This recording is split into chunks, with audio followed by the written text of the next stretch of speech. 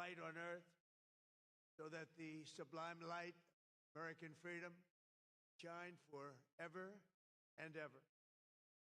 This Memorial Day, we salute them, we exalt them, and we thank them for all that we have, for all that they gave. They gave everything. God bless our fallen heroes. We're joined today by some of those they left behind, our incredible Gold Star families, incredible people.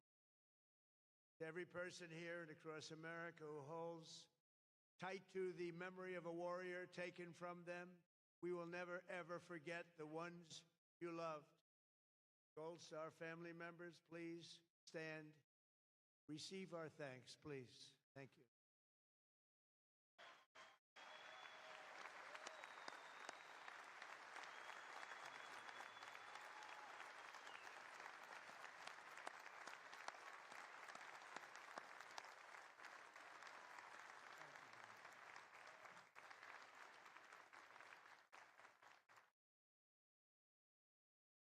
Thank you for my honor. Less than 6 weeks from now, our nation will reach a historic milestone, 250 years of majestic American independence. Something.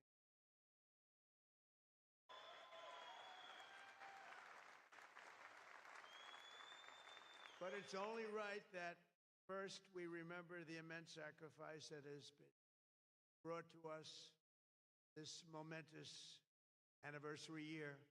That's what it is. It's a momentous year. Before we hail the founding, we honor the fallen. Before we celebrate the triumph, pay the tribute. Before we crown the victory, we count the cost. Today we are reminded that there could be no 4th of July without America's armed forces, and there could be no Independence Day without Memorial Day. We owe our liberty, our self-government, the glories of our history, and our very nation itself to the generations who paid for it with everything they had, the ultimate sacrifice. The first Americans to give their lives in battle fell on April 1775, when 8 patriots were cut down by redcoats. Those guns, they were shot on Lexington Green. They had answered the call to muster against a force 5 times their strength. They said at the time, the greatest in the world, in defense of their cherished rights and their cherished liberty. As the British approached to Massachusetts, militiamen summoned destiny itself, saying, if they mean to have a war, let it begin right here.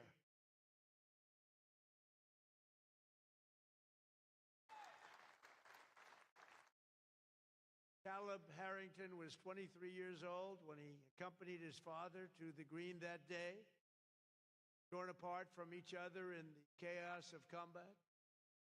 That American son died trying to fight his way back to his father. He wanted to get back to Dad. Caleb's cousin Jonathan was struck down at age 31, shot within the sight of his home. His young wife and child who awaited his return. Jonathan crawled, bleeding, back to them to die on his own doorstep for a final, terrible but beautiful farewell. His widow and orphan were perhaps the very first Gold Star family in a long unbroken chain that reaches up through the ages to us right here today. When our founding fathers put the ideas of Declaration of Independence to paper in Philadelphia, they signed and sealed an oath that had already been written in blood by patriots at Lexington, Concord, and Bunker Hill. The sacrifice birthed the most incredible and exceptional nation in all of history. And our nation is doing better today than it's ever done before.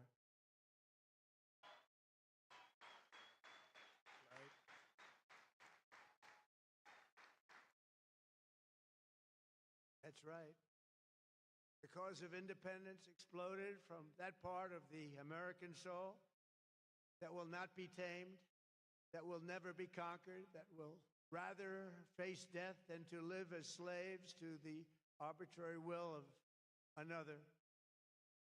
This is the unyielding spirit that has always set Americans apart and driven generations of American warriors into battle, their chests beating with a cry that says, "We will govern ourselves. We will control our destiny. We will bow to no one but the righteous God who made us and who gave us our rights and blessed this land of free and the bravest of the brave." 10 days into the legendary Battle of the Bulge in World War II, Lieutenant Colonel Keith Ware led 11 men and a tank against entrenched German positions, the toughest positions anywhere in the world. Half the patrol, including Ware himself, were soon wounded, yet still he killed 5 enemy riflemen, demolished 3 German machine gun nests, forced a 4th to surrender, and captured the hill. For his heroism, he received the Congressional Medal of Honor. Unlike most drafted soldiers, Ware stayed in the Army and rose to the rank of general, a highly respected general. In Vietnam, as commander of the 1st Infantry, the Big Red One, they called it. That's very nice. He led from the front, and in 1968, that's where he was shot down, surveying enemy positions for the famous assault on Hill 222. Known as the Fighting General, he's buried here in Arlington, and with us is his grandson and namesake, Staff Sergeant Keith Ware, an Air Force veteran. Keith, where are you, Keith? Where are you, Keith? Hi, Keith.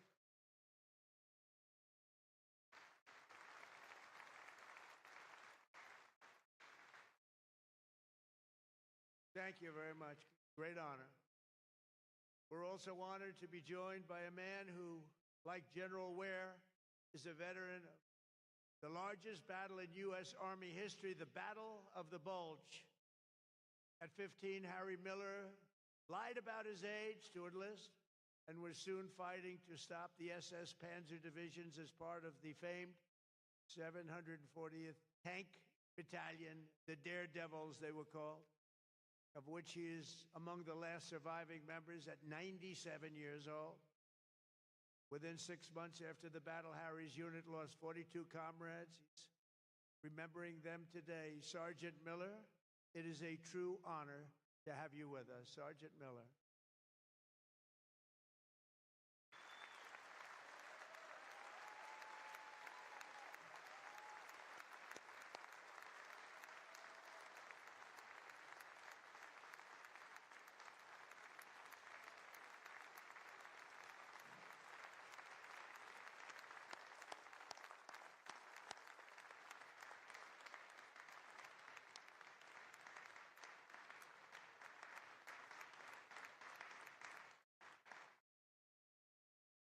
And he looks great. Thank you. Many of the greatest men of that generation followed along an epic path from World War II to Korea, Vietnam. Major Charles Kelly was the father of aggressive dust-off helicopter flying that made Army medical evacuation pilots among the most fearless in Vietnam, the greatest helicopter pilots, they say, that ever lived. Like Sergeant Miller, Charles enlisted to serve in World War II at age 15. He was wounded at the Battle of Aachen and went on to fight in Korea. But flying helicopter ambulances in Vietnam is what etched his name into history. "Since I have been here," he wrote in 1964, "we have evacuated 1,800 casualties. And in the last 3 months, we've flown 242 hours at night. No other unit can match this, and they flew the most dangerous routes probably in the history of warfare." 2 weeks later, under brutal enemy fire, Kelly refused to withdraw until he had loaded the wounded aboard. As he prepared for takeoff, an enemy bullet pierced his heart. Yet Charles Kelly's heroic life-saving style lived on. His comrades command passed on to Captain Patrick Henry Brady, and 4 years later, Brady piloted 3 damaged helicopters in turn to evacuate an incredible 51 wounded warriors under intense fire like no one has seen up till that point. For this, he received also the Congressional Medal of Honor. General Brady is with us at 89 years old as we salute his fallen mentor, Charles Kelly. Thank you very much. Thank you for being here.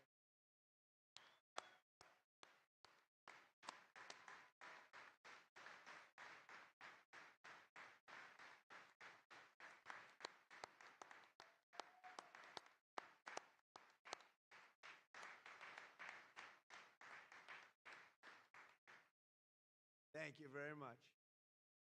Sergeant First Class Matthew McClintock enlisted in the Army in 2006 and became a very special Green Beret.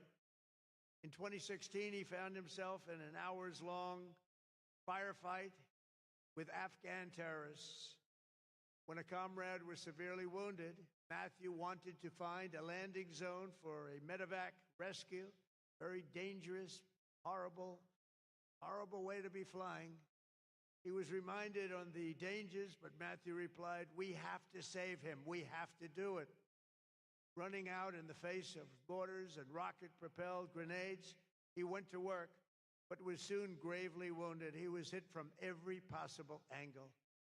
Matthew fell that day, but the soldier he gave his life to save survived and thrived, and Matthew was awarded the Silver Star. We're deeply honored to be joined by Matthew's mother, Joyce, his widow, Allie, and his precious young son, Declan. Here to remember Matthew at his grave in Section 60, 10 years later. So Joyce and Allie and Declan, we salute Sergeant Matthew McClintock as an American hero, please.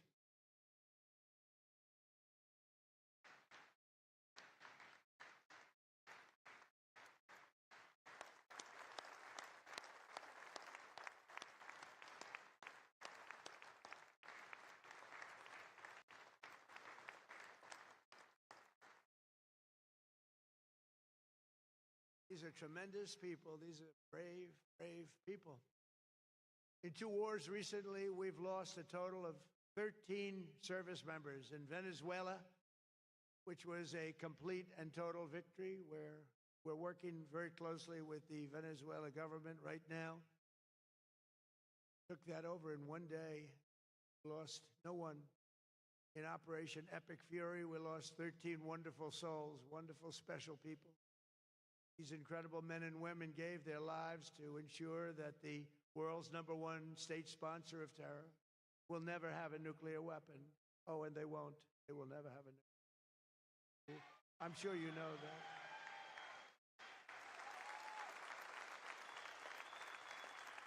One of them was Major Ariana Savino Lindsay, and we're joined by her great family, Omira, Darren, Zevin, and Wick. Stand up, please. There he is. Thank you very much. Thank you, Vic.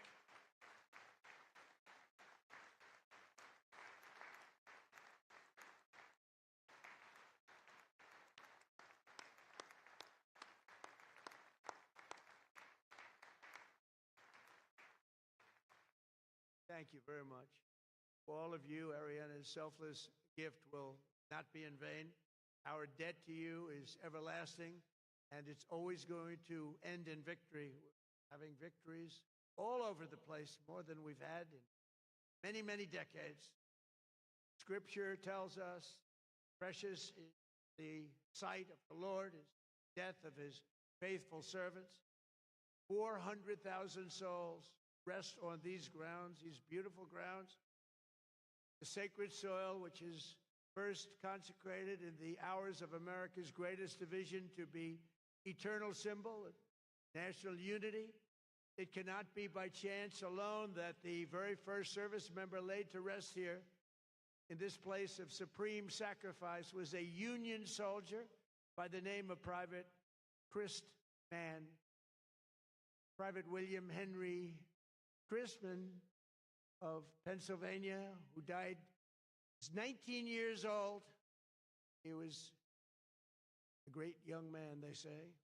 Beside him are more than 18,000 other young men named William, over 20,000 named John, over 13,000 named James, joined over time by Isaac, Elijah, Earls, Hanks, Helens, Juans, Margarets, Marius, Donalds, not too many, and others whose names tell the true story of American greatness, and greatness it is. Here beneath arching trees and white stones so beautiful, these many are made one again, united forever as brothers and sisters in arms and children of our fathers in heaven. From coast to coast, from proud cities to humble towns, and from heartland fields, from every race and religion, they came because they could not bear the thought that the nation they loved so much might ask for heroes and hear no answer. But they answered, and they answered very, very loudly. At Ticonderoga and San Juan Hill, at Manila Bay and Midway, at Pointe du Hoc and Busan, the courage of the American warrior has forged a path through every sea and every place that's marked a trail to every corner on the earth. In 250 years, America's heroes have saved more lives, freed more captives, accomplished more good, and spread more hope than any other people at any time in the history of the world. Whole nations, no liberty today. Entire generations, no freedom. Billions and billions of people have been delivered from poverty, tyranny, and oppression because of the sacrifices we honor this day. That's why from Brittany to Sicily, from Panama City to Saipan, from the Netherlands to North Africa to New Zealand, this whole planet is adorned with memorials to America's fallen and to America's greatness. To their courage, carved in marble and engraved in the hearts of all of mankind, we will never forget you. From 1776 to 2026, America has always stood as a great and moral cause. Our warriors are no mere mercenaries. They are guardian angels who stride across the battlefields of history and stand watch over the highest and most beautiful plains the human spirit has ever seen, holding the line between liberty and tyranny, between civilization and barbarism, between good and evil.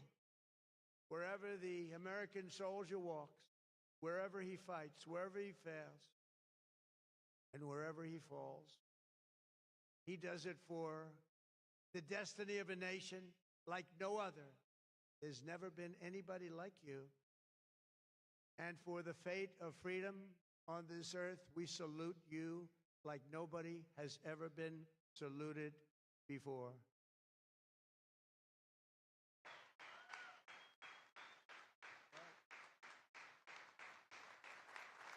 By their deaths, those who have gone before us in battle have redeemed the promise of our founding for each future generation. They've not just made the ultimate sacrifice, they've offered the ultimate proof that we Americans do indeed love liberty. We do cherish the self-government given to us by our forefathers. We do believe with all our souls in the mission that God has given to America. And we do intend with all our strength and heart to hold high the torch our heroes handed to us, and we will never, ever let it fall.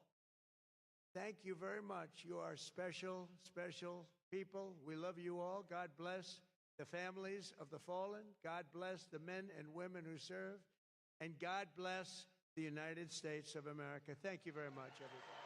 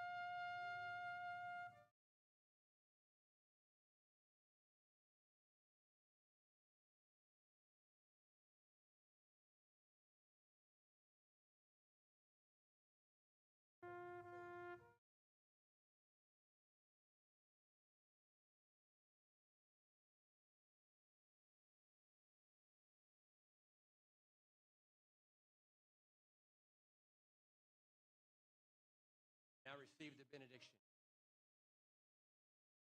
God of all creation, pray you bless our nation, our leaders, those for us. Now may the God of peace rise together, equip us, guide us,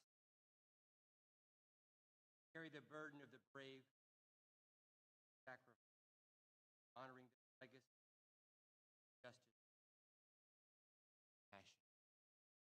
Strong name I pray.